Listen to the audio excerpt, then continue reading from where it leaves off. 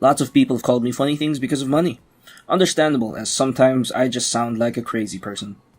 Money is a very strange thing. Value, worth, banks, and how everything ties together to make a little word that everyone uses so lightly.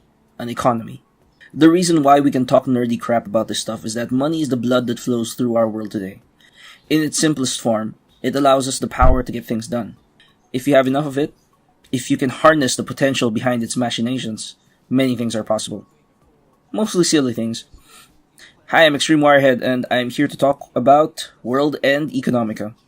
World End Economica is a 3-part episodic visual novel with no choices. I'm willing to bet a majority of people who have tried this series out dropped it after the dive bomb of an ending in episode 1, and honestly, I wouldn't blame you. Having to cut the story down was a smart move as an indie studio, but the cliffhangers were pretty bad overall. It always felt like stopping the story just when things were getting good.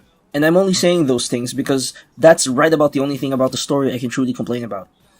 Following Hal on his journey to take over the world using the lunar stock market was a feat to behold. Yep, you heard that right. This is a bit of a sci-fi story about a growing city on the moon, along with all the political, economic, and social situations it causes. In many ways, the story is about an economy that develops from the ground up. Why do I want to talk about it? Because Isuna Hasekura-san, the game's author, has lovingly created a story worth reading.